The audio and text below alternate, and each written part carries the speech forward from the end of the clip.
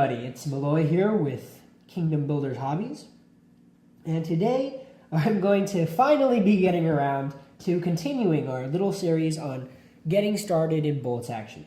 Now, when we started the series, we put up an episode and we said that we would do the next episode on choosing an army, and that's been a few weeks, maybe even a couple months, whatever.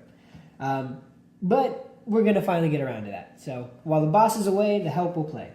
And so today, like I said, we'll be talking about choosing your army. And because this is a historical game, there are some different things that we feel you might take into consideration. And I say might because everyone's going to take different things into consideration. And at the end of the day, the most important thing, as in any hobby, as in any tabletop game, is to have fun. You want to enjoy what you're doing, but everybody enjoys different things. So because it's a historical game, it's different from a science fiction game or a fantasy game where, World War II didn't happen maybe, 70 years ago at the time right now. So a lot of you probably have family members that served, or maybe, you know people that served, or you've seen it in your history classes, and you might have a personal connection, whether it's via family or just patriotism, nationality, all of those things. And so in the case of Richard, he served with the 101st Airborne Division, the Screaming Eagles. And so he chose to collect the United States Army specifically to have his old unit. And so, you might be the same way, or you might just want to recreate your grandfather's old unit, or, a famous unit from your country or another country, however it is. The next way you could be choosing might be via a more competitive aspect. So the nice thing about tabletop gaming is that it can really let you know what type of gamer you are, at least miniatures-wise. You'll find out real quick whether you're someone who doesn't really mind winning or losing. You're just there to have fun. You just want to, roll dice with your friends. Or maybe you're someone who likes to collect the models. You really want to be able to have some nice dioramas around your house. Or maybe you're the other type of person who wants to be able to win every time you take the field.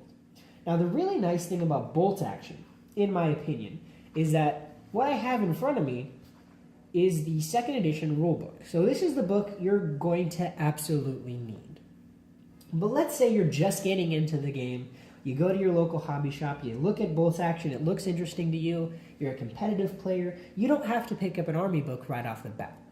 You can just go to the back of this book, not literally, Malloy, we don't actually literally need to go to the back of the book, to one of these pages. And these are like small army books.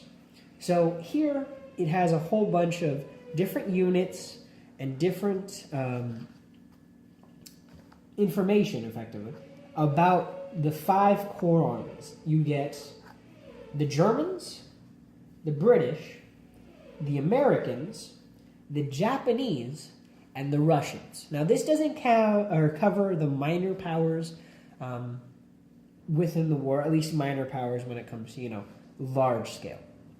But you do have them in the Axis forces, I believe, and the Allied forces. So you'll get things like the French, the Finns, Bulgarians, different types of armies that you can field along with the Italians.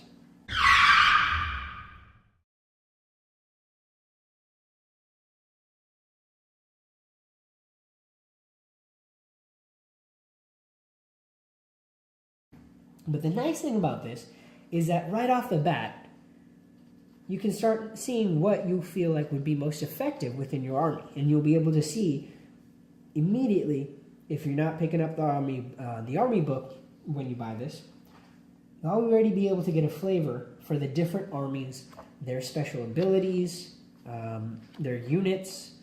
And so you'll be able to start tailoring immediately and working within your mind on how to min-max these different things to be able to kill everything your friends throw at you. And finally, the next thing we kind of think that you'll be choosing an army is maybe by look. So as you're flipping through this, you might look at the Tiger. That's probably one of the most iconic tanks, if not the most iconic tank of World War II. You'll see the Tiger, and you'll just think, you know what? I gotta have it. I gotta have Tigers in my army. Maybe you don't really care about, the effectiveness and the special rules. Maybe you just want to collect them based on look. And that's absolutely fine, like we said at the beginning. It's all about you finding your preferred way to play, the way that you get the most enjoyability out of this. So you'll be flipping through, you'll see the different things. The Stugs are pretty cool. It's pretty funny every time you go to Beast of War, which is a wonderful channel. They have some great stuff on there. But in the demo game, which is how I first saw bolt action, they gave Warren a Stug. And he was just, he was so happy. So, that's definitely something to take into account. Make sure that you like the way your army looks, or decide on which army you want to pick just by its look. And there's nothing wrong with that. But like we said at the beginning, you want to make sure that whatever you choose, it's because you're having fun. Make sure that you're enjoying every step of this. Make sure you're enjoying the painting, you're enjoying the playing, and you'll get the most out of your hobby that way. So this was our second episode of how to play bolt action. We haven't really gotten around to playing bolt action, and I'll show you why. So I'm going to sneakily lift the camera here to reveal some Jerry's. There in the distance, we have 10 Jerry's. Actually, 20 Jerry's. So we'll be soon releasing a couple of battle reports and things like that.